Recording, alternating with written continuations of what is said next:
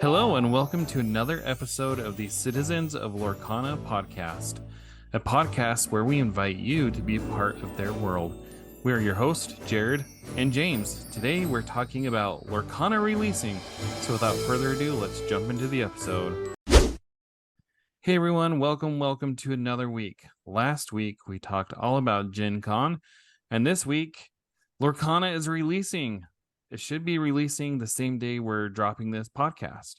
And to celebrate, we have our first return guest, Eric Switzer of The Gamer. Eric, welcome back.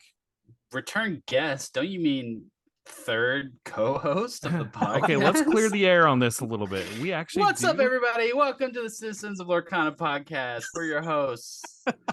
So just to clear the air, we do have a third. She joins us about once a month. Oh, So you would be third and a half. Third and a half. Well, we got James. We could have like Jared, 3A, 3B. Jarek, Jadara. All right, maybe I'm not a co-host, but I am glad to be back. How you guys? Yes, we're very happy to have you because we want to talk all about Lorcana, and who better to talk about Lorcana with than Mr. Lorcana Week. Me, Mr. Lorcana Week. I hope I do something cooler than that, so it's not like 3 years from now and you're like, and everybody's like, you're that guy from Lorcana Week. But you know, when Lorcana is like top 4 TCG and they're holding worlds at the Anaheim Convention Center, and you're like, aren't you the guy who like kicked off everybody knowing about it with Lorcana Week? Then you were like, yeah, that was me. Then it'll be cool. Your lips to God's ears, man. I would love nothing more than to see this get to that stage. Yeah, I don't know, man. You did some cool stuff over in Japan since Gen Con. I did, but it wasn't Lorcana stuff. But I did have a great time in Japan. You want to talk about that? Should we just talk about Japan for an hour? Probably could. I thought about throwing a question. I mean, I actually threw in a question, but we could spin it to Lorcana and be like, hey, so all this stuff you saw that Pokemon did in Japan, yeah. How do you think that's kind of thing can happen in Lorcana? I was thinking about Lorcana the whole time, man. It's wild. I mean, I've been to Worlds before. I don't think there'll ever be another Worlds like that because it was in Japan. It was extremely over the top. It was a like full city transformation. I've never seen anything like it. And it made me think about Lorcana a lot and what it could eventually become. Because Disney's got Pokemon money, or close to it, probably. Oh, they've got more than Pokemon money. You think so? Yeah, I bet it's close. Yeah, no, they've got a lot. I mean, if I looked at it today because there was on the Lorcana HQ there was an argument about the number 1 IP in the world, and if you separate out Disney into its pieces like Mickey or Disney princesses and Star Wars and Marvel, then Pokemon is the number 1 IP in the world as a single thing. But all you have to do is grab 2 Disney IPs like Mickey and Friends and Star Wars, and it's more. Right. So Disney's combined, Disney is way more, but you know, that's not how they count things apparently. So Pokemon's number 1. That makes sense. Okay, I know you guys did Gen Con last week, but can we start with Gen Con? Because I was listening to your episode and I was like yelling at my radio, not out of anger, but just like I wanted to be part of the conversation so bad. So what do you have to say? I mean, so you were there for only a part of it, but you got to do one very cool thing and were a part of a lot of the other cool things that Jared was also a part of, but you also got one special thing. So let us know all the things. Okay. Well, first of all, I totally regret missing the meetup because that looked like so much fun. I can't believe Ryan and Steve came. That is so cool. You guys did really cool stuff there. I'm glad you put that together for everyone. I'm sorry I missed it. I showed up the next morning. My plane, I did like an overnight, and so my plane landed at like 6 a.m. I went and checked into my hotel. I can't believe they let me. And then I went straight to the convention center. I went and got my press badge. The office was open an hour early. It was open at 8 instead of 9, which was awesome. And then I got right in line. And the line at that point was out the door. So I only experienced line kana. I didn't experience the chaos the day before, just, you know, viscerally through you. Well, and to put it in perspective, I had my starter deck tournament that Friday morning, so I wasn't standing in line. And you messaged me and you're like, "Hey, I'm here."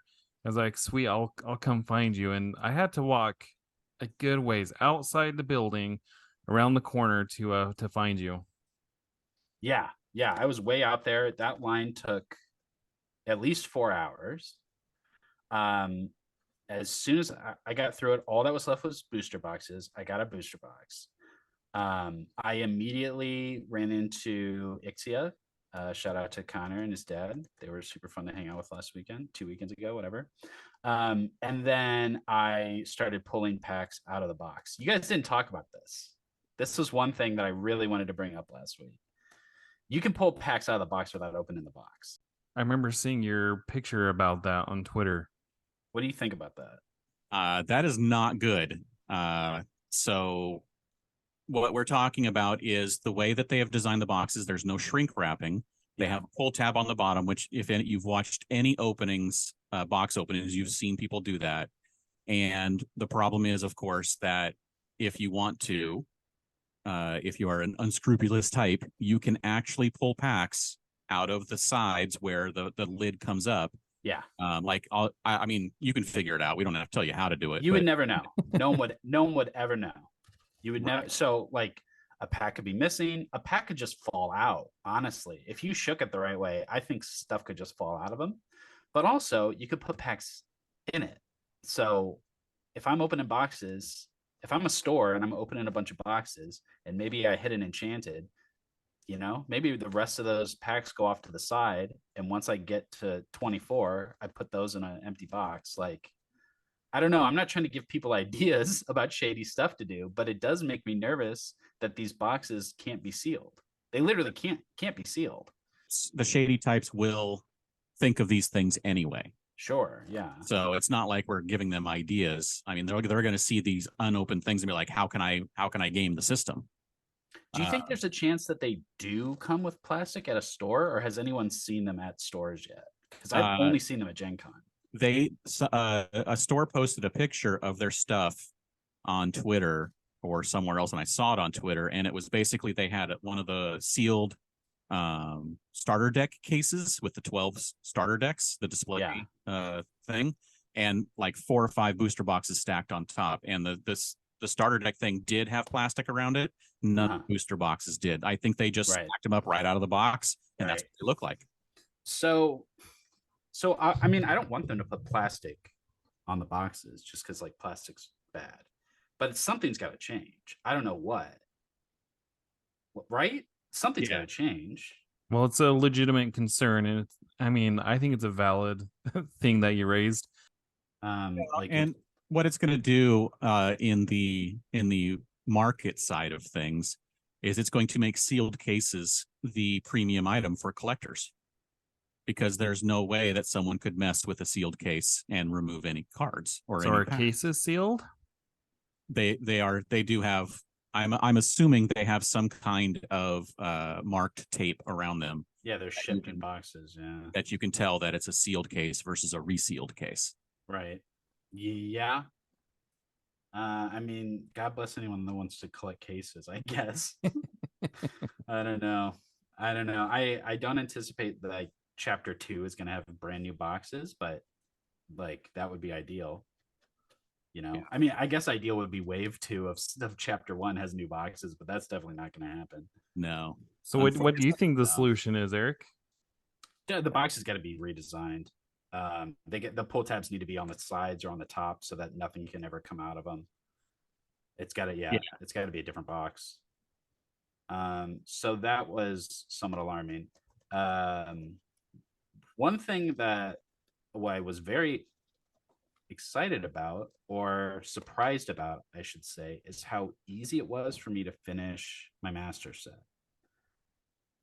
I opened 3 boxes at Gen Con.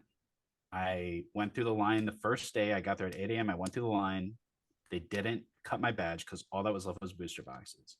I went and sat down with Ixia and opened that box, opened every pack, recorded them on Lorcana. Shout out to Lorcana. You guys should be tracking your packs. I know it's a pain. Do it. Then saw a message in Discord that there were still boxes left. So after I sat down in the hall and opened all my packs, I went and got back in line and bought another box.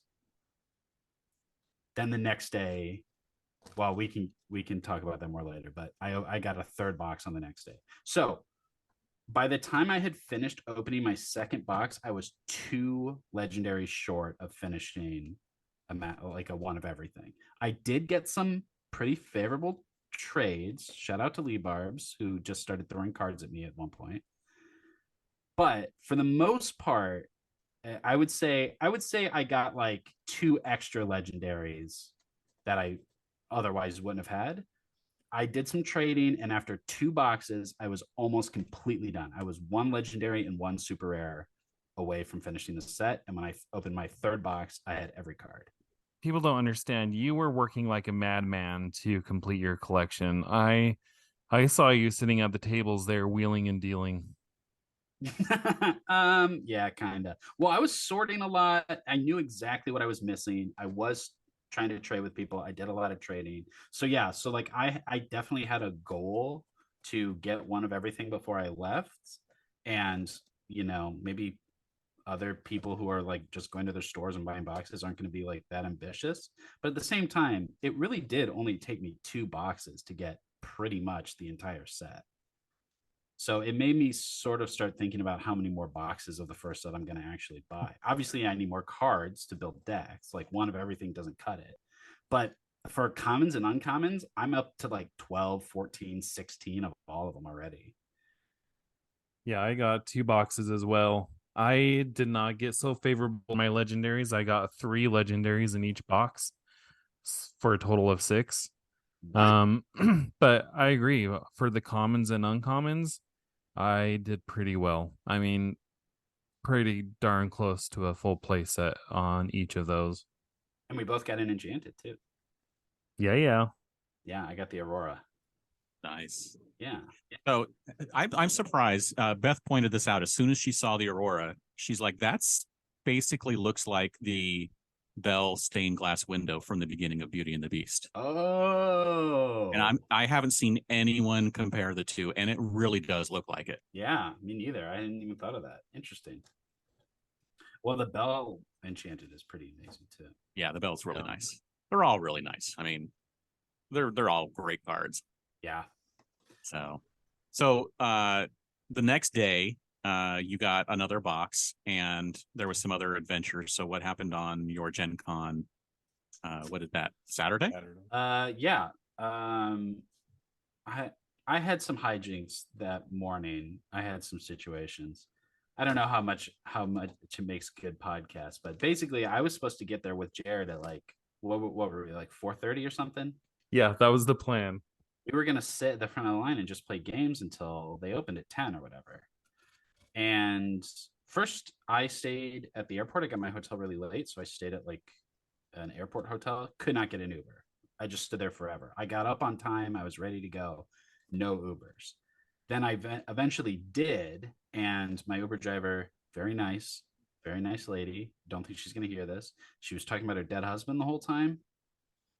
It's 4:30 in the morning, and I'm just hearing about how much she misses her husband. That was brutal. Got to the convention center. I didn't have my badge. I said, Uber me back to the hotel. So I doubled back, went all the way around, more husband stuff. Finally got in line. I was so far behind you, Jared. I was a mile behind. And not just that, but you were texting me. You're like, my Uber driver missed the exit. Oh, yeah. And then you're like, and she's driving very slow. Driving super slow, telling me the saddest story, and so distracted by her own grief that she's missing exits. It was something. And that wasn't the only traumatic Uber experience I had in Indianapolis. What's going on in that town, man? The other Uber I got, this dude immediately launched into, me and my kids are living in my hotel, and if I can't pay the bill tonight, they're going to kick us out of the hotel. I was so sad for that dude. I gave him a promo Mickey. Oh. And I was like, please go try to sell this. I don't know how else to help you. I mean, I tipped him, obviously. But like, Yeah, what's going on in that town, dude? It felt like I was in Detroit or something. Like, why is everyone so desperate in Indianapolis? My Uber drivers were just fine. All right. All But right. I was gonna say, you were in line. You were far enough in a line that they counted you off, right? They did. I was You were one 113, weren't you? 116. Yeah. 116, and I And was. I was 116. And when I got up there, the two things I wanted were sold out. Oh, 116.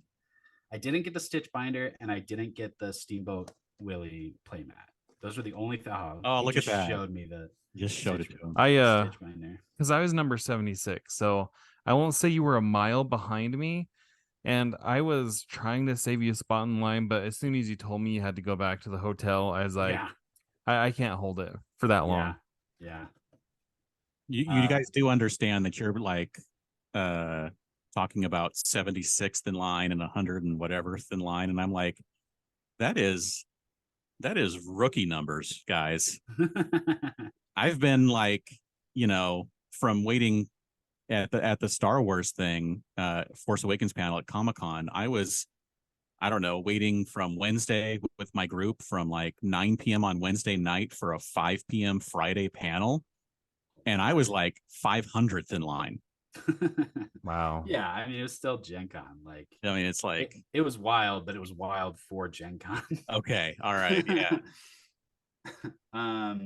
So then, oh, I want to tell the mail story just because it was such an adventure.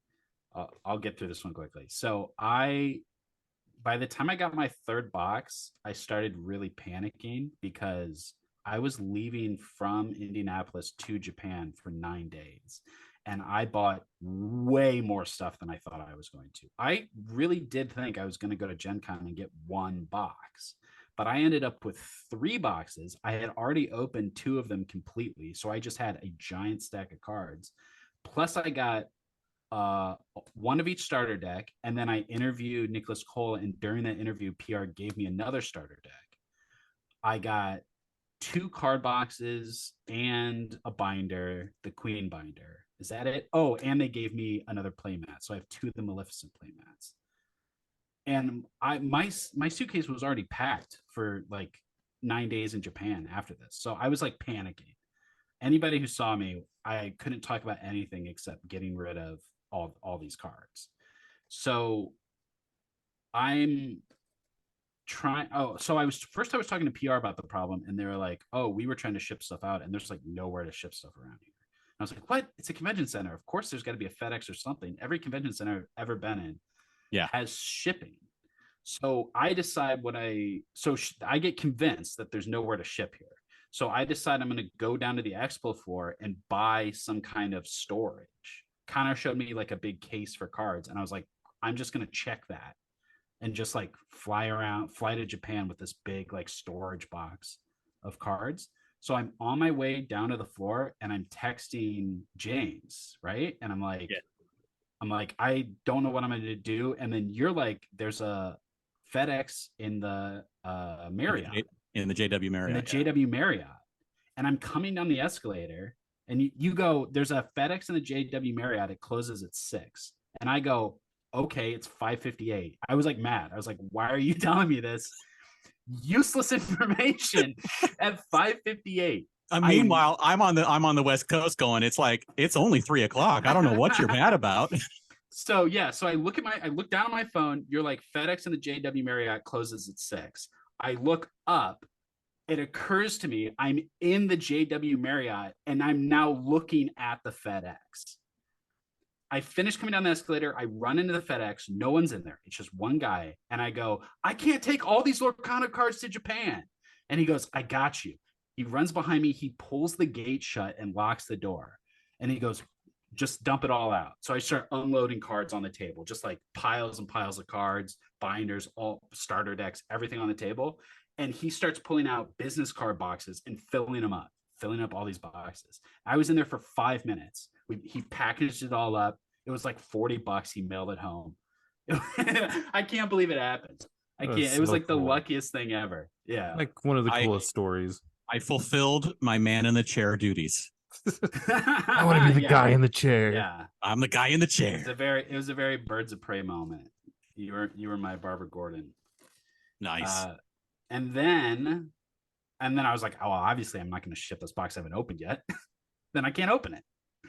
So I went back upstairs into the ballroom at the J Marriott, opened my third box, and pulled out the Enchanted. It was a very enchanted experience. Nice. Yeah. Okay, but then the thing people actually probably want to hear about is the launch party, the media party, right? Yes. Okay. I'm long story guy today. Sorry, man. Okay. So I wish I could remember the name of the bar. I don't, because I'm not from Indianapolis. But Disney, not even Ravensburger, Disney invited me to this event. It was Saturday night, started at like 7 p.m. I got there at 8 because I'm a cool guy. I don't show up places on time. It was like a private event at this bar. They had window clings up. It was all decorated with Lorcana iconography. I walked in. I saw familiar PR people. They asked me what my color was, my Lorcana color, because they had lanyards with these placards of all the different inks. So, of course, I said all together, Amethyst. Emerald. Emerald? I said Emerald. They gave me the green one. They said, why is everybody picking Emerald? I said, it should be obvious. The bar had all the drinks. If you know about the event in Germany, I'm sure that they were the same, but it was just like open bar, order like the Emerald drink or the Amethyst drink or whatever. They were delicious. I didn't have all of them. I had at least 3 of them. They were great. They had a make your own Lorcana card booth. Yes, if you saw the pictures of the Enchanted Seeker winners when they had the ink caster, they have a real ink caster. Yeah. Like a full-size model ink caster that lights up. I held it, I took a picture with it, and then they put that picture on a Lorcana card. So I have a Lorcana card of me. That's crazy. Pretty sweet. Yeah, I put a picture of it on Twitter, on my Twitter, or the website formerly known as Twitter. So you can see that there. What else? So there were Disney execs there. There were Ravensburger upper people there. And then, of course, Ryan and Steve and Samantha McFerrin, the narrative designer, the creative director, Shane, all the peeps. The peeps were out. Nicholas Cole was there. And Brian gave a speech, gave a very nice speech. Then we watched the trailer, which I think everyone's seen now, right? Yeah, it came out like a day or two later. Yeah.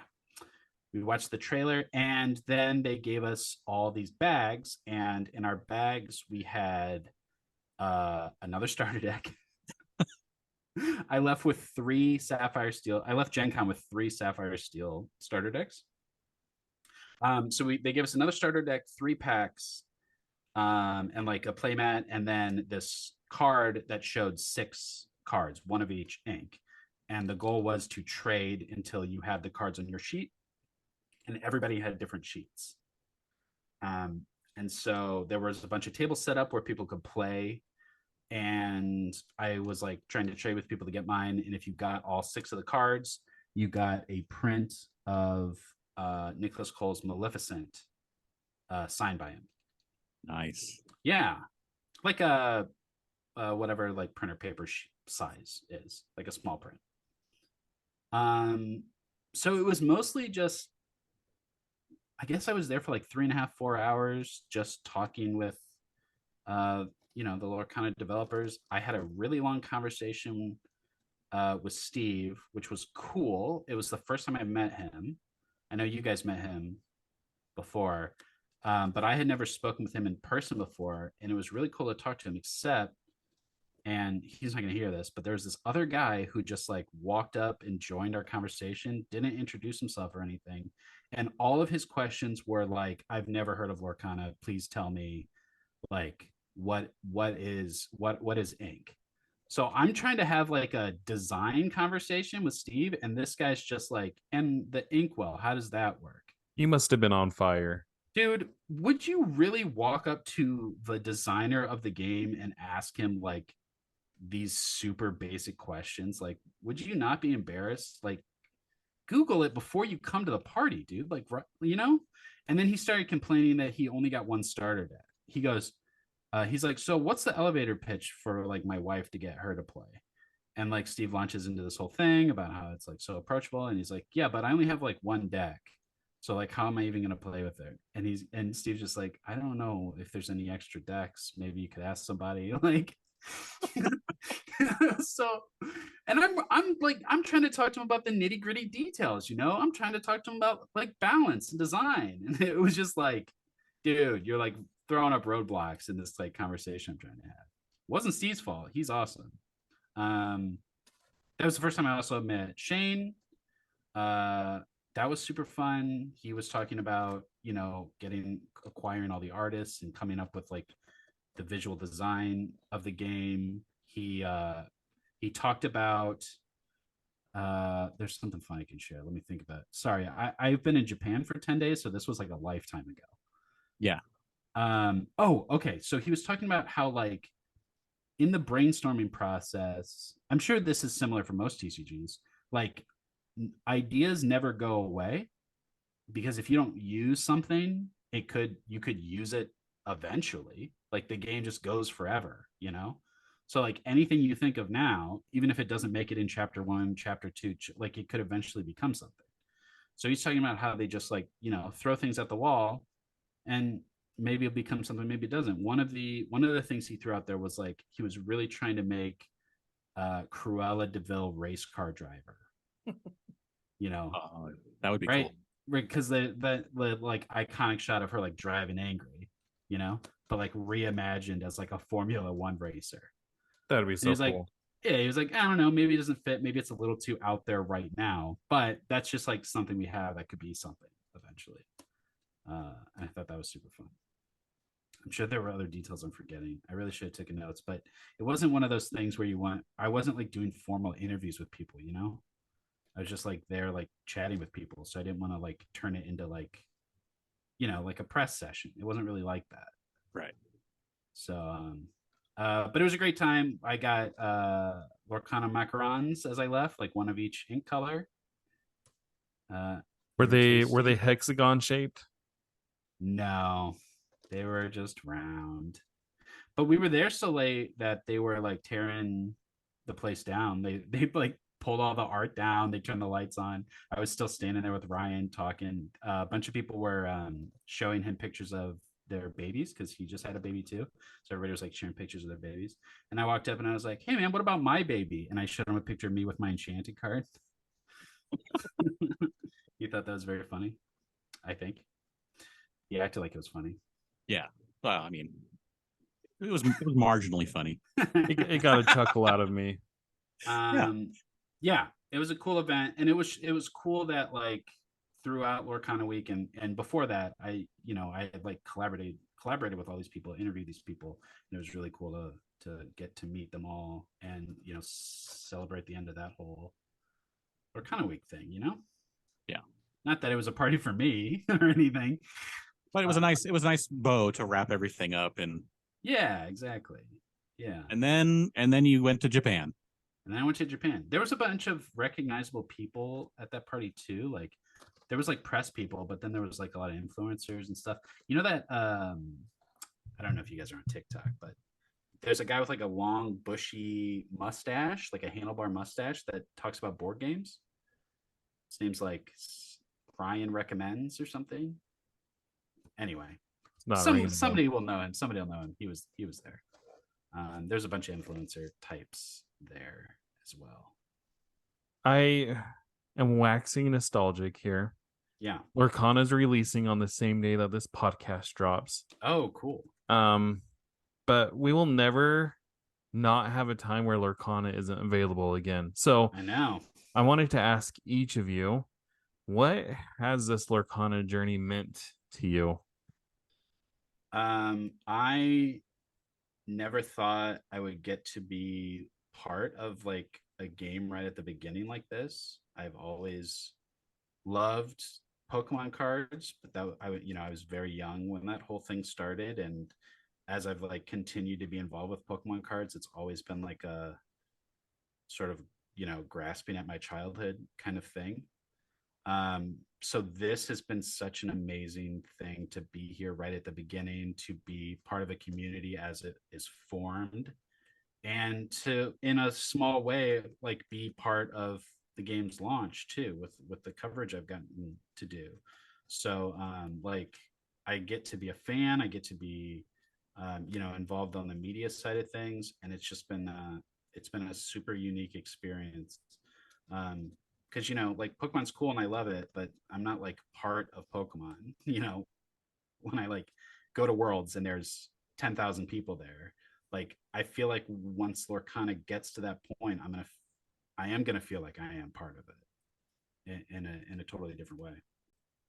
For me, having it's I've been a part of different fandoms and had really good experiences, and this one is shaping up to be similar to those, where it's just a lot of feel good moments going through, like being able to meet people, being able to have this community thing, being able to get cool stuff and see cool stuff, and just be a part of something as it grows and changes. And I think that's it. It's just being a part of it. What I mean, we're just a couple of guys, talking on the internet, but I get to play the game with my wife. I get to play the game with my friends who I've just made in the last 11 months Yeah. through this, and people that I'm going to be playing games with hopefully for many years to come, and whenever we get a chance. And just something like that is very cool. That it's you look at what if you remove Lorcana entirely from it, it's just a product that a corporation is making. I mean, if you look at it that way, that's all it is. Mm-hmm. But then you start attaching all those other things. You start attaching the community, the friendships, the games, all of that, and it becomes so much more, to where being a product from a corporation is the least of it going forward. It's now everything that's around it that matters. And I think that's the important thing that I've taken away from previous fandom kind of things and things I've been involved in. And now this is that you need to make sure, and that's what I'm doing, is I'm enjoying the journey and not worrying so much about everything else. Yeah, I can't say much better than that, James. That was awesome. I'll just say, before Lorcana, like when Lorcana was announced, I was just a guy. And But now I started this Twitter account and I had no idea what journey that would take me on. And a lot of the friendships were forged in the Discord. That's where, James and I met. But Twitter and the Discord have opened so many doors for me. And like you said, there have been so many highlights, from Gamma to Knives to Ink Reveal to talking about the stupid ink pot theory at the beginning to Gen Con. And we've seen it grow from this small like group of people to now, like, it's hard to keep up. I go on the Discord and it's like every single day there's new people in there. And the fact that people have found what we have to say valuable enough that they, follow me on Twitter, they subscribe to this podcast. Like Eric said, it's just, I'm truly, truly humbled that we get to be a voice in this community. And that is something that I will forever be astonished by and forever grateful for. So for me, that's been my journey.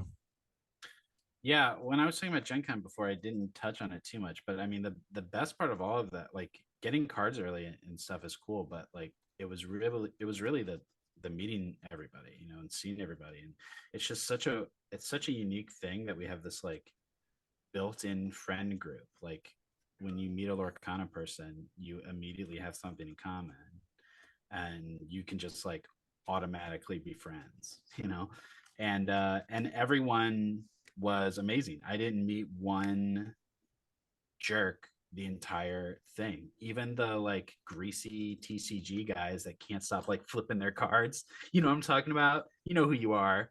Flipping your cards when we're trying to play a game.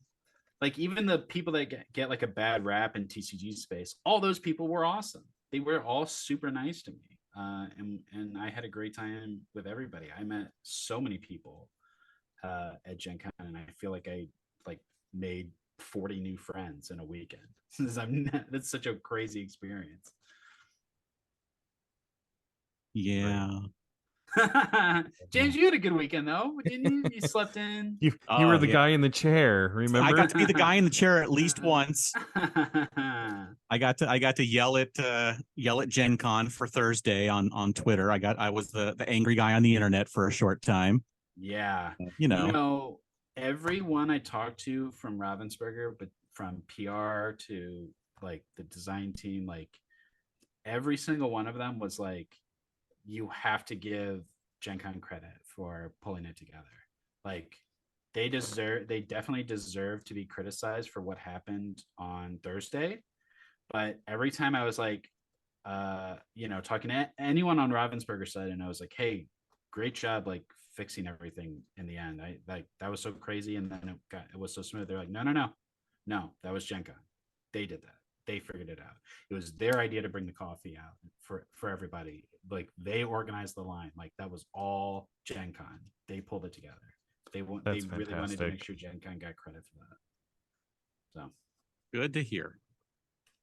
Because I was pretty mad at Gen Con. yeah. And I wasn't even there. So yeah, it was outrageous.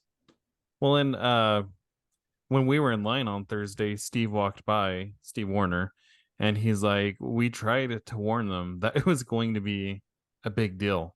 Yeah, I'm sure they did. Yeah. And I'm sure like they've seen big deals before, but this is a big deal mixed in with Disney adults. So we're a little fanatical. And we know how lines work. I don't remember who was the first person to say that, but the reason it's such a violation is because Disney people know how to stand in line. They've trained us well. Yeah, and as soon as they were like, as soon as they betrayed the sanctity of the line, like, of course, you guys all lost your shit. So it felt like despair. I mean, because yeah, we'd been waiting there for so long, and when the guy came and lifted the rope, and we were on the flank instead of the front, like my heart just sunk. I'm like, have I just wasted all these hours? And am I not even gonna get any product today? Like it was just right. But to your point, they brought it together. Every other day was fantastic. And like I was talking to Steve at another time, he said it really was a Gen Con policy that they don't do lines. So the fact that they recognized that this was big enough that they and you know how like organizations work, stuff like this never happens on the fly. But the fact that they were able to make this happen and happen the next day was I give kudos to them for sure. Hey, Jared, were people who were not Lorcana there for Lorcana? Did you have any negative experiences at Gen Con? Me personally, no, but I know there was a guy who was trying to cut in line. He became known as Blue Shirt Guy. I remember that, yeah. And then there was another guy who had gotten a spot. This was on Friday. Yeah, Friday when I was waiting in line. No, Saturday. And he had gotten there early in the morning. Then he left for 4 hours. And then he tried to get back to his spot in line. He's like, oh, I just left for breakfast. Yeah. And they had to come and chat with him. And eventually they did not let him get his spot back in line and people cheered. But as far as like non-Lorcana people, I didn't have that experience. I had some negative encounters. They were brief, and it wasn't like nobody like yelled at me or anything, but I would say at least 10 people asked me what I was in line for, and then when I told them, either said something rude or made a rude gesture or in some way indicated that it was like stupid, pathetic, embarrassing, or bad that we were all there waiting for Lorcana cards. Okay. I will say, I guess now knowing the context of what you're saying, not in line because I was at the front where everybody else was like hardcore there. But there were times where we were playing games like in the open gaming area or whatever, where people would walk by and yeah, they would ask questions like that or make comments like that. That's weird, right? So that Yeah. surprised me a little bit because I was like, "What are you here for? That's so cool!" Like, My if it, cards are better than your cards. yeah, like what? How are we the nerds at Gen Con? that is pretty funny. How can you be a nerd at a gaming convention? Like the Yeah, standout nerd, right? I mean, yeah, now there are levels of nerdery. I mean, you got to admit, but everybody's there for games. Everybody's playing games. Everybody's buying games. You're all doing the same thing. yeah. We're not like interlopers or something. Like Lorcana's a real game. Like I don't know. I thought it was weird that people were so negative towards me, and then in the time since then, I've seen like posts and some TikToks and some reaction stuff from people criticizing the game, and I find that interesting because it's one thing if it's not for you, totally get that. Like, I'm looking for something that's more involved. I'm looking for something that's more inventive. I'm a heavy TCG player, and this is very entry level. That kind of like criticism totally makes sense. But that I'm seeing a lot of like this isn't good because XYZ, like Lorcana is a bad game because it doesn't push the envelope. And it's like, oh, but that's why it's good for me. That's why it's good for so many of the people that were at their first Gen Con or Well, it's are like, who playing are their they first targeting? TCG. Yeah, Yeah. I find that interesting. I keep seeing that sentiment that's like, here's a generic card game with Disney characters on it. And it's like awesome. I'm excited about it. Super excited about that. I I think it's a Not that I think testament. they're kind of generic, but I understand where they're coming from, and I just think that's a positive. That's why I like it. I think it's a testament to how big Lorcana is going to be, because if it was Because just a it already game has that was haters. going to, yeah, if it was just a game that was going to be like a flash in the pan, nobody would pay any attention to it. But the fact that people feel like they can create these negative reaction videos, and let's be honest, negativity spreads faster and wider than positivity. And the fact that people are already making videos before the game is out speaks to just how big of a thing this is going to be to me anyway. Yeah, yeah. Get your jabs in now when it's when it's big and popular. You're going to get possibly drowned out. So get those jabs in while you can. Yeah, we were the first ones on board of being positive. These guys are trying to be the first on board of being negative. Yeah, I guess that's fair. Speaking of the future, looking at Lorcana going forward, what do you see big picture? For me, I'll just preface this. Mhm. When I was there in the gaming hall in Hall B, where all the tables were set up, and there's probably however many tables there were for Lorcana, maybe like 20, 30, I don't know. But then I saw how many tables there were for Magic. I just like, maybe Lorcana will never be this big. Probably Mhm. won't. But I Mhm. can see a day where the Lorcana tables are taking up a huge portion of the play hall, just like Magic was. I mean, it kind of is similar to the thoughts you were talking about when you were in Japan and you were thinking about the future of Lorcana. So, what do you guys think big picture Lorcana is going to look like in the future? So it's really fun to dream about it getting bigger and bigger forever. I think one of our memes is like Lorcana cruise, right? Because Disney has great cruises, and how fun would it be to do a Lorcana cruise? And we think about like regionals and what would Lorcana World Championship be like? And I think all that stuff is really fun to dream about. To be honest, when I think about what really matters to me, It's just that I have a full house every week at my local game store to play with. That's all I actually really need. If there's cool people at my store, if the game is getting regular releases and I can get product and play with people, like it's not going to bother me if we never get Lorcana Worlds at the Disney World Resort or whatever, you know? Like if I can keep playing this game for years to come and I have a small local community to play with, that's that's all I need. And I think that's a pretty reasonable projection. Yeah, I mean, you don't need it. I mean, it would, like I said, it would be nice to have it as a dream of all this big stuff and Lorcana everything, but a game you can play and have fun with regularly with a group of friends or a community, that's going to be awesome. Yeah. What am I seeing? Big picture. I think what I want out of this is, yeah, a game I can play for a very long time, something I can collect. And honestly, I would enjoy there being like worlds and things, but I would of course have a very great FOMO about all of that because I know I'm not going to ever be good enough to play in those. So I would be missing out on all the things that people win at those, and I would be bummed about that. But So here's the that would great bum me out. thing. They have side events at these tournaments that Oh no, people I like would go you to and the I side could events. participate in. Yeah. But that promo that they get for winning worlds or something like that, that would grate on me because I want to collect everything. I mean, it's the way I am, unfortunately, and it's really annoying. And I know it's annoying, and I know it's expensive, and I'm gonna try and not be like that.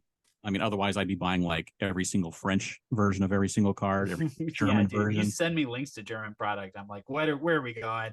This is Yeah. a dark rabbit hole to go down. So I'm trying really hard to rein myself in. But what I want to see is, because this game is leaking out into other things, I want it to continue to do that. So I want comic books, Yeah. want a Disney Plus animated show. I want stuff I want that 6-part, super in-depth Leslie Iwerks documentary about the making of the game. Mm-hmm. And all of that. I want more stuff around it to help build the world of Lorcana. And I want to see, all the Disney stuff continually being pumped in over the years so that we can see, everyone's expecting Pixar. I want to see Pixar. I want to see Disney Afternoon. I want to see all that stuff. If they never bring Marvel and Star Wars into it, I'll be okay. If they bring it in, I'll be okay. If they just make it like they do for Villainous and it's like it's got the same name but they don't go together, I'm also okay with that. But I would just want to see the growth of it. I want to, and if it's growing, then we can keep playing. And if they do other stuff, that's going to bring other people in and keep it going for even longer. So that's what I want. I also think it's going to be really important to not go too big too fast, because the call from the fans is always going to be more, no matter what. No matter how much we get, it's always going to be like, what's next? What's next? What's next? And so the challenge for them is like to keep going bigger without going too big, So like comic books, TV shows, awesome stuff. I hope I don't get that for a little while, And I hope like set 2 doesn't have this crazy new mechanic or a new rarity, because then we'll need that every set and the game will just like spin out of control. So it will be it'll be interesting to see how much they can like rein it in while still keeping things exciting. Like having the entire first 4 that we know, the first 4 sets we know are going to be kind of like a story, the beginning of the story. Have set 4 introduce something like bigger than any other set, just because it's the end of the story, and have it be like the end of a season where there's a cliffhanger that you can't wait for the next season. Have it be some kind of a thing that gets put in, like one of the cards has some amazing art on it that like is this total massive thing about the story, or something like that, where you get this thing that just keeps pushing the game forward. But like you said, not like every single set, because we don't need that every single set. We need to fill in like Treasure Planet and get some more Treasure Planet characters in there, because we only got one. and then like lower down the Frozen a little bit because we got 15 of them or whatever it is, and just I'm- kind of give us that shifting here and there until we get to those big moments every 3 or 4 sets or whatever. Yeah. I'm convinced that because they said the first 4 sets complete a story. Like, I'm pretty well convinced that the first 4 sets are probably just going to have characters from the IPs that we've already seen. You think so? I don't think so. I think they're going to do something like that last bit where we got like one treasure planet. They're going to throw in like 1 or 2 little feel like shockers. Maybe every in set. set 4, but I don't know. That would be yeah. interesting. That would be a great way to make sure that they're they constantly have a new stable of characters to draw on. That's fair, but of course we can just do new versions of every character forever. That's true. Yeah. We're not going to run out of characters. Never going to run out. I think people are going to get weird if we don't get any new movies in set 2. If they start leaking cards for chapter 2 and there's no new movie represented, I think people are going to be like, what the heck's going on? Right? Okay. All right. Maybe. I shot down my theory there. I want to go back to something Eric talked about. Even though I'll never probably be good enough to be competitive, I do want to see a world's championship. And again, it doesn't have to be right away. It's something I'd like to see being built up to, but seeing the pictures of you at Pokemon World or people when they go to the big Magic tournaments, or even when I was a kid playing the Star Wars Decipher game at home, they had something called DecipherCon, and to be a part of something like that, I mean, that would just be like the ultimate experience as being a player of this game. And who knows, maybe I could get good enough to get an invite. But even if not, just being there, being caught up in the zeitgeist of that moment where everything that you've been working for a whole year, everybody's been playing for this, and then you get to see the accomplishment, or you get to see everybody there, I just think that would be a really cool thing, and I really hope that eventually gets to that point. It's an amazing experience because while it is, competitive focused and it is about the esports, it's grown, especially this year, into, Pokemon Con. And the kinds of things that they had set up around the city were just mind blowing. I mean, they had a cruise ship that was transformed into the SS Anne, and every floor of the cruise was a different type of like battle arena.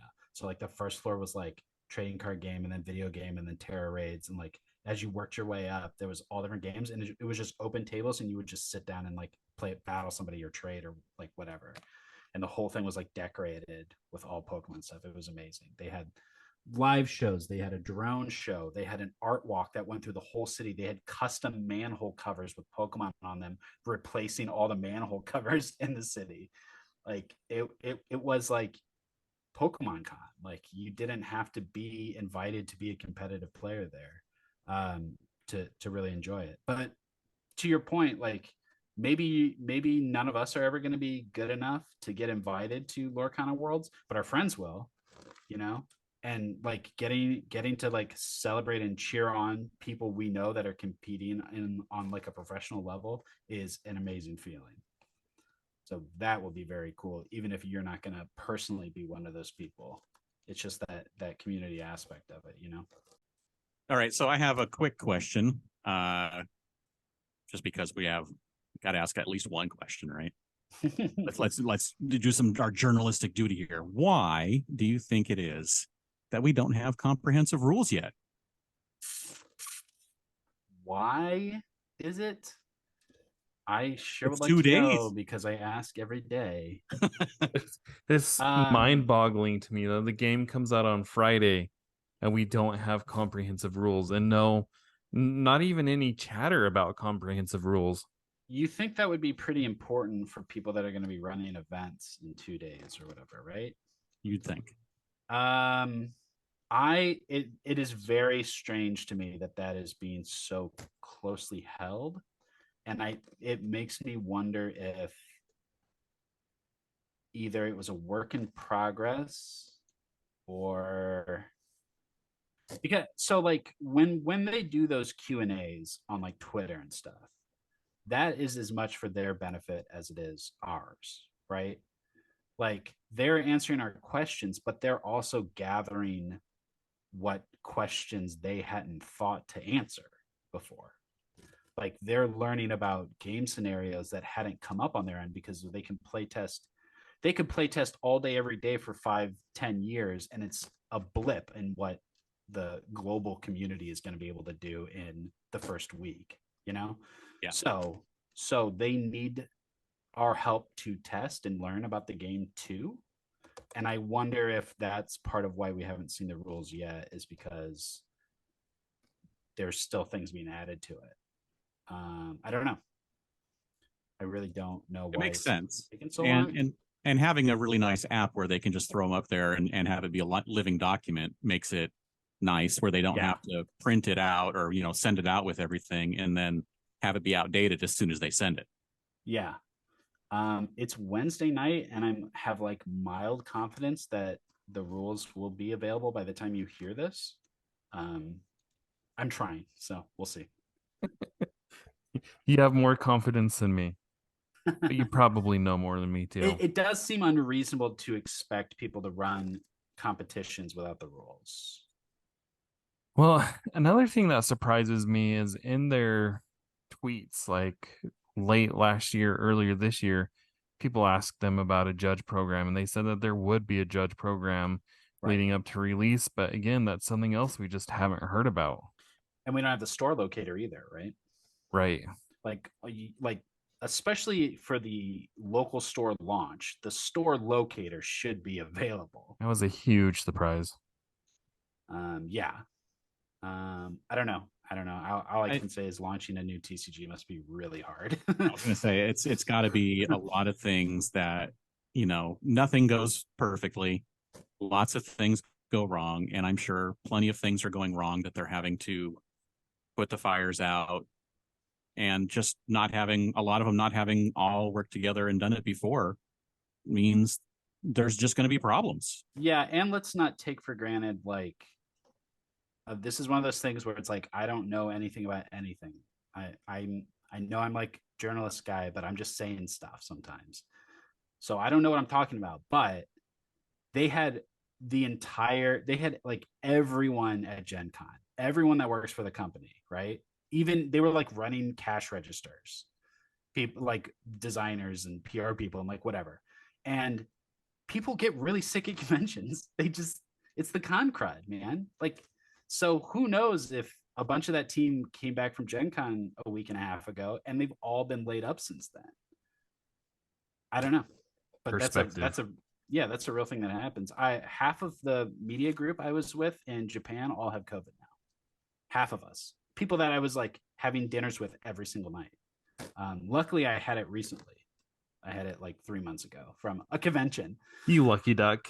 I got it at a convention. So like, yeah, man, I don't know. That's yeah.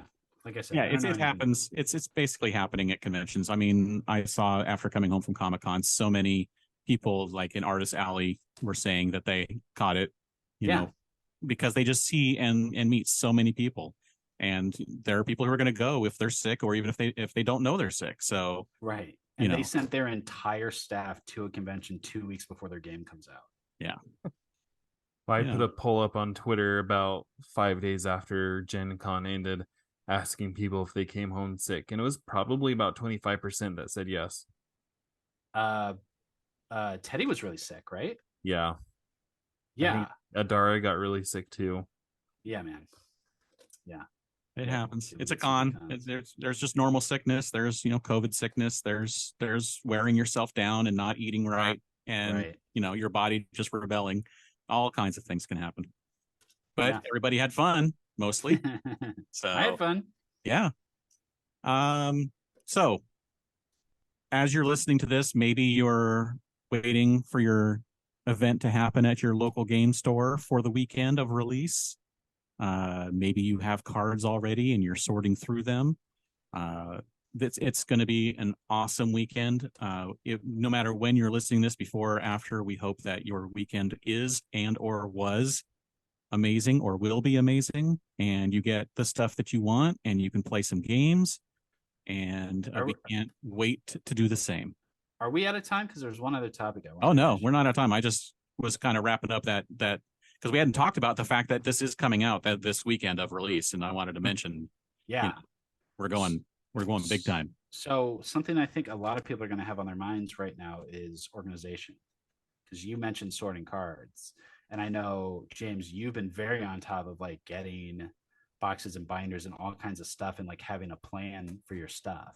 But for those of us, for maybe somebody who's listening who might not have planned ahead for all the stuff they're going to need, can we talk about like what we're going to do? Because nobody wants to have 500 cards in a pile and not know what to do with them, you know? Yeah. It's funny. James and I were just on a podcast on Monday where we were talking about this as guest for somebody else.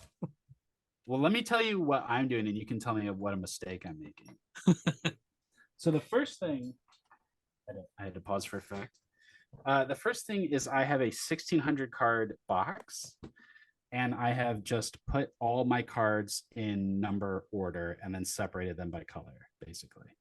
And as I get bulk, that's where that's going to go in this 1,600 card box until it's full, and then I'll just get another one, and I'll keep filling that up. Then I have a top loader binder where I just have one of every card in order. That's going to be my like master set.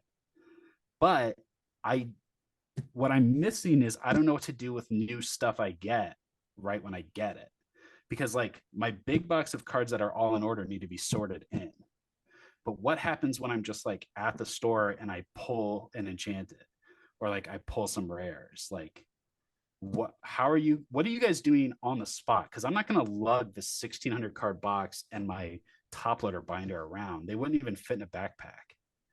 So what are you guys doing? Like, what's your like on the go situation for when you get cards and you need to like protect them? So you saw the backpack that I had at Gen Con. That's going to be my TCG backpack, and it's big enough that it holds like my deck box. It has 2 decks and can hold like accessories, but then also it has a bottom part that unzips, and I'm just going to leave top loaders and sleeves in there in case I do get an enchanted or whatever. That's my on-the-go solution. Okay. And when you want to build decks, you're just going to build them at home and then bring them with you? That's a plan. And yeah, we were on the Overexerted podcast, and that's what Charles was saying. He's like, I have to have 6 decks built. I'm not that way yet. Maybe someday I will be. But right now, I'm a 1 deck kind of guy. And I mean, maybe I'll include some starter decks to jam games with new players. But as far as constructed decks, just 1. I feel anxious about not having it with me, because like what if somebody needs something or I want to trade something? Like, I know I can't bring all my cards with me all the time because they're in these like big boxes and stuff. But then how am I supposed to like trade or build decks or like? And this stitch binder is going to be my trade binder.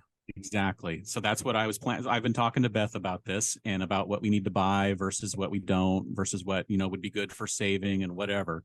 So since I'm the one who showed you that top loader binder, I have one as well. That's again, my master set is going as well, is into the top loader binder, and that's staying home and never leaving. That's my collection. That stays separate from my play. So for playing, I bought a single deck box. So it's all it can hold is 1 deck with a few extra cards and dice and things for tokens and whatnot. That's all I have room for the deck box. That's my playing deck. But just like Jared mentioned and held up the stitch binder, I was planning on buying a binder to take for trading. But I'm like, why buy an extra binder when I can use the stitch or the queen binder for that?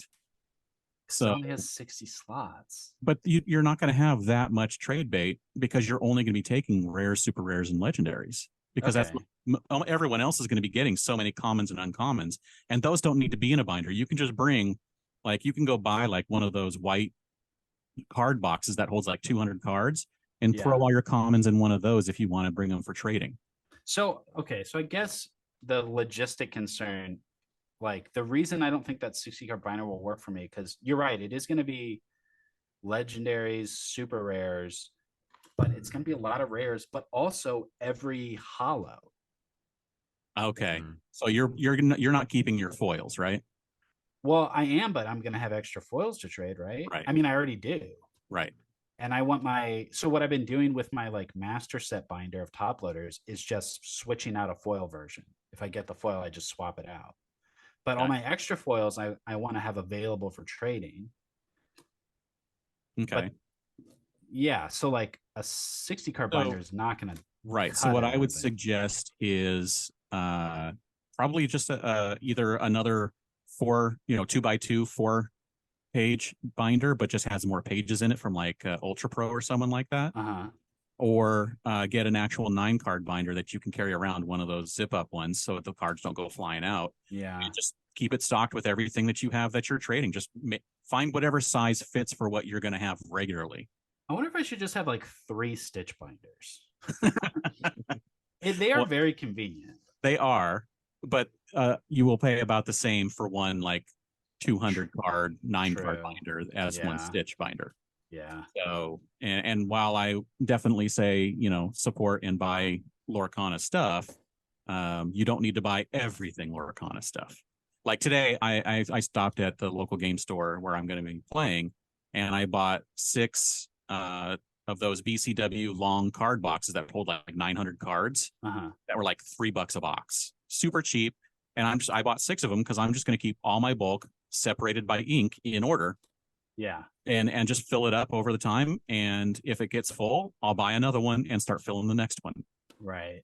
And that just, it makes it where it's easy to store up in a closet if you don't want to, if you're not going to be bringing it out too often, or it's nice and convenient where you can just have the 6 different boxes and like, oh, you know what? I'm going to be building, I haven't built this deck in a while. I'm going to use Amber, and I got to go buy Amber commons and uncommons and start pulling them out if I don't have a binder where my play set is in, because you can also get a binder for your play set.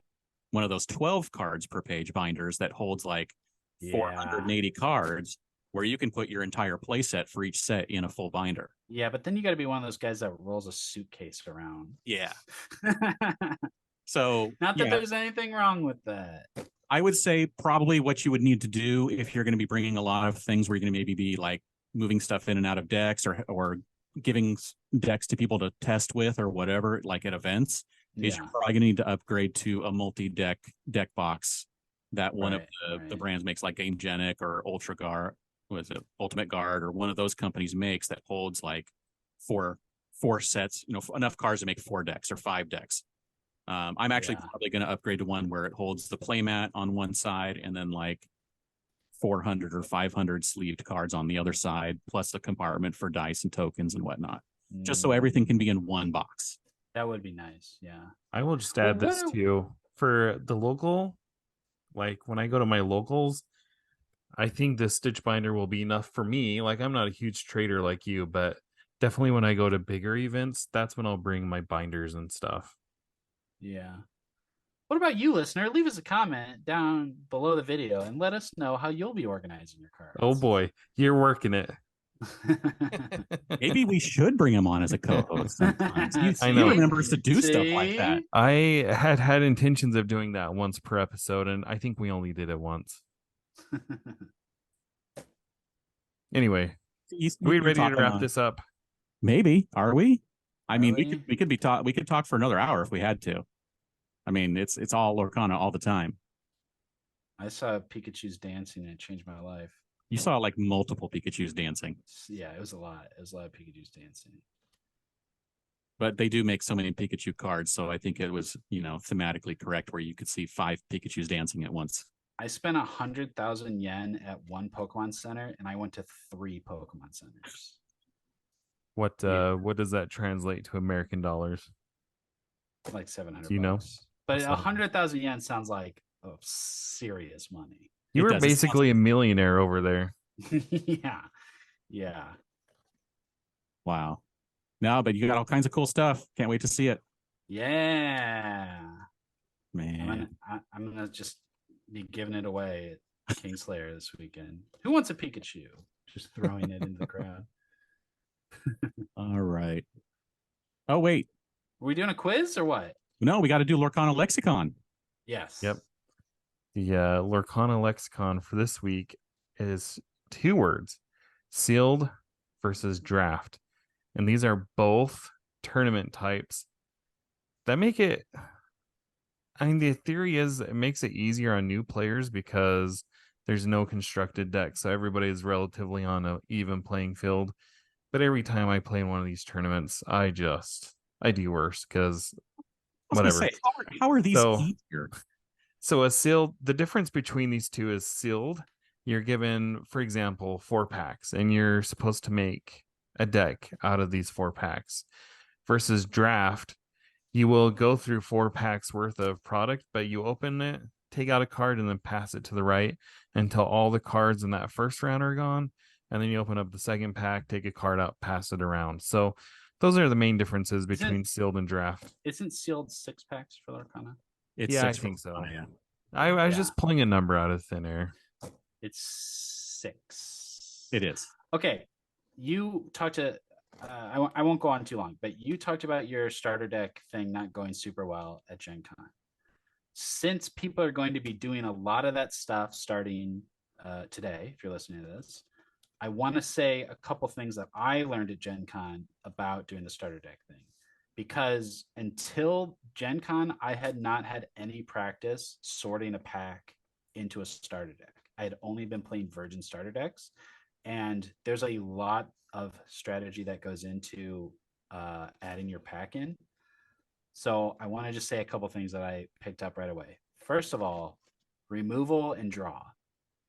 Anything that you get, if there's a Dragonfire, throw that sucker in.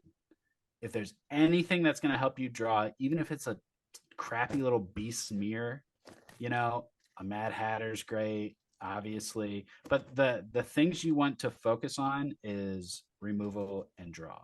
A powerful character you may never see, you may never be able to play them, depending on which deck it is. Like you might not be able to afford them, but your like draw and removal tools will, if you draw it, you will use it. You know what I mean?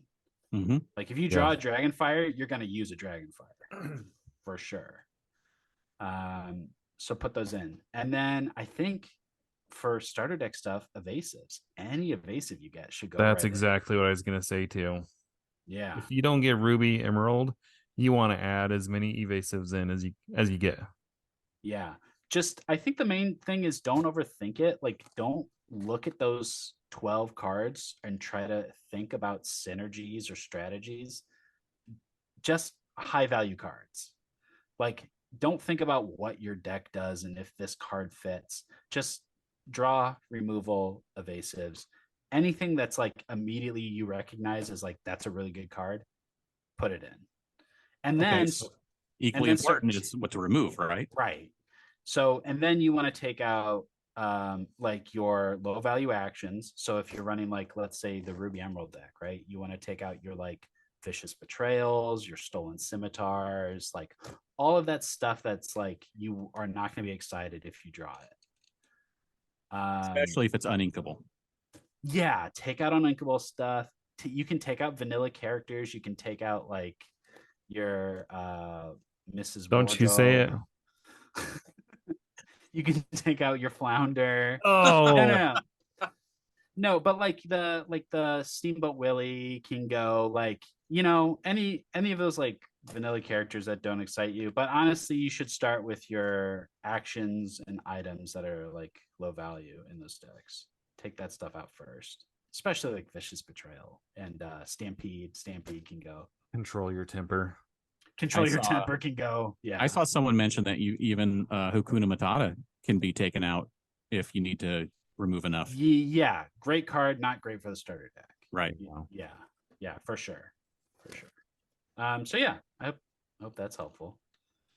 Yeah, because there are sealed and some sealed events happening around the country, around the world. So yep. And even if you're just playing starter deck stuff, you're gonna have to figure out what to do with your booster pack. Right. Are you ready for round 2 of Disney Jeopardy, Eric? Let's do it. Last time was so hard I've been kicking myself ever since. Let's see how hard this week's going to be. Okay. I don't know, James. Have you looked at these? I feel like there's some tough ones in here. Oh boy. Okay, so for 100, this is the name of the whale in Pinocchio. Monstro. Ding ding ding. That's Kingdom Hearts lore. Okay. I never played that game. Number 2, for 200, these are the names of the 3 fairies in Sleeping Beauty. You asked me this last time, didn't you? No. I did? No, because we did a No. Goofy movie. I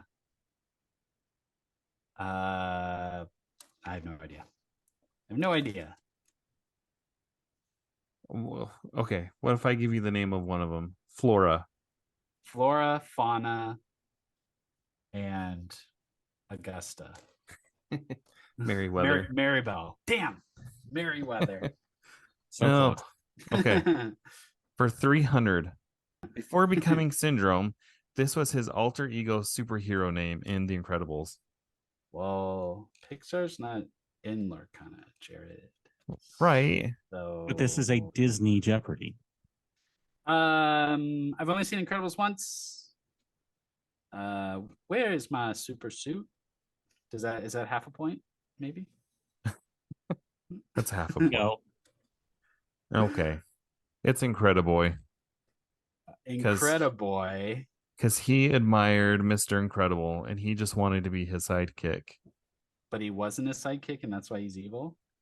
Right. Spoiler alert. For a 20-year-old movie. Did you know what I just realized? I know this episode's already 3 hours long, but I went to Tokyo Disneyland and we didn't talk about that once. For 400. We'll talk about it in a second. For 400, this was the last animated movie that Walt Disney worked on before he died. The last animated movie that he worked on before he died. He died while they were building Disney World. So he died in the 80s? 70s. He died in the 70s. He died in the 60s. Oh, that's right. Disney World opened in, was it 71. Okay. Okay, so it's a movie from the 60s. Was it The Rescuers? No. That was the 70s. Oh man. Okay. Hint. Give him a hint. Oh yeah, look at James. Was it The Jungle Book? Ding ding ding ding. This one is a tough one. I did not know this. This is the Disney character who was originally supposed to be the Sorcerer's Apprentice in Fantasia instead of Mickey Mouse. Must be Donald Duck, right? Think somebody from the first Disney movie. Oh, the first Disney movie was Snow White? That Was is that the first movie. Disney movie? And it was supposed to be like Grumpy? Close. It was Dopey. Dopey was supposed to be in Fantasia? That's so cool. Could you imagine him being the Sorcerer's Apprentice instead of Mickey?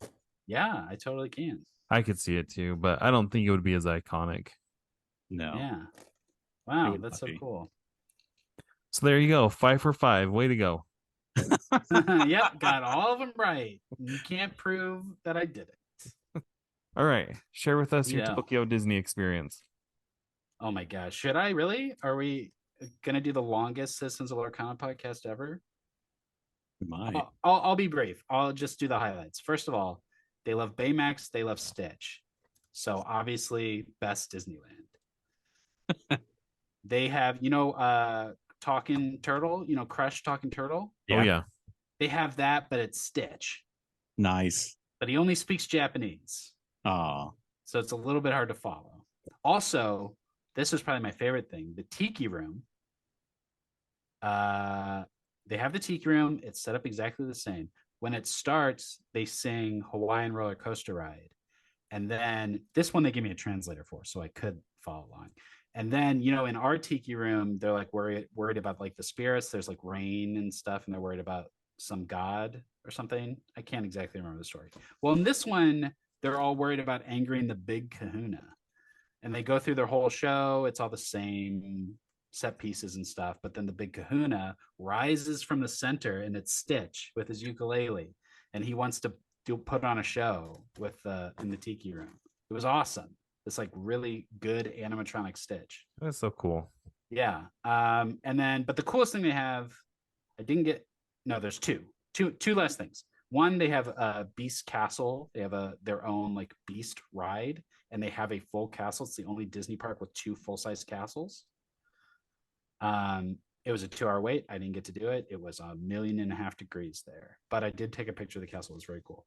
And then the other cool thing is they have it's called Baymax Mission Cooldown, and like 3 times a day they do this like little parade with these like giant floats that just spray the crowd with water. They play music and they do like some dances and stuff, and then they just shoot fire hoses in the sky and make it rain on everyone in the crowd because it's so freaking hot.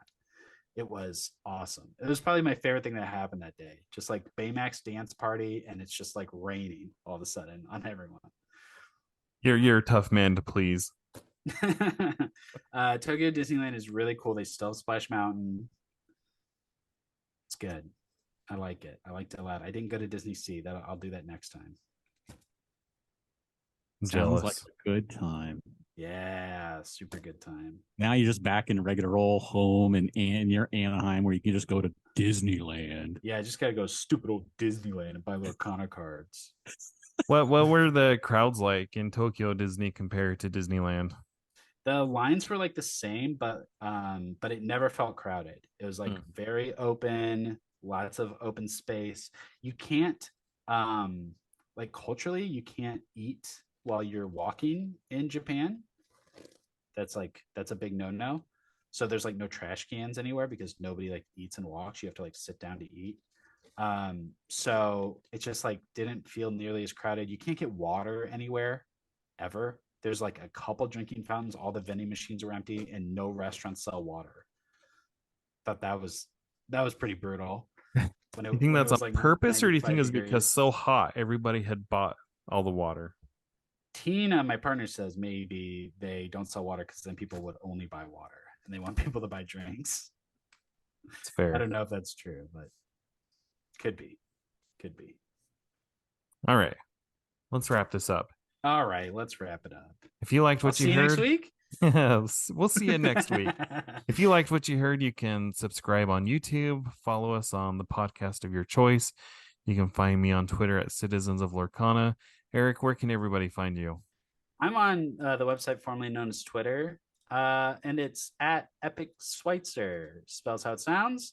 And I'm on The Gamer. And you know what? Lorcana week might be over, but we got lots of great stuff for Lorcana launch, guides and lists, and I've got some features, and I finally got one of my last interviews up today from that didn't make it into Lorcana week. So check that out. It's a good one. Awesome. Nice. And James, finish us off.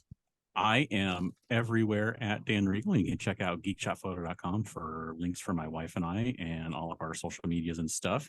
And thank you all for joining us. And we'll see you next time with cards in hand. Yeah. Wait. I have to ask you one question before we sign off, James. Yes. The number one question I got from people when they were talking about the show is, where did the name Dan Regal come from? And then we'll sign off. Oh, really? Well, I can make it the short version. Way back in high school, there was this personality quiz where you could fill out like 10 questions and pay $1 a week. And then a week later, you would get a result back of who you matched with in the school. And my buddy filled it out with a bunch of weird answers, and the name on the thing was Dan Regal. He used a fake name, and then he got it back under that name. And then years later, when I was getting online, I did not want to use my real name, so I just made it Dan Regal, and I just made it one name, so it looks like a real name, but it's not a real name. Wait, but who did he match with? Oh, I don't remember. It was just the name that stuck. I'm not gonna lie, I assumed it was a Firefly thing, so it is not. Yeah, it's a crazy, weird. It's a dumb story, but it was just a connection of two things: not wanting my real name on the internet and remembering this fake name that my buddy used way back in high school. It's awesome. All right. I don't want to be the bearer of bad news, but your name is all over the internet now. It is, but not as a username. True. True. There's that. Yeah. I said when I first got on the internet. Yeah. It's a different world back then. Back then, we believed we still had some privacy. Yeah. Anyway, let's All wrap right. this thing up. So thank you all for joining us. And as I mentioned, we will see you next time with cards in hand finally. And so have a great Lorcana opening week. And we'll see you next time.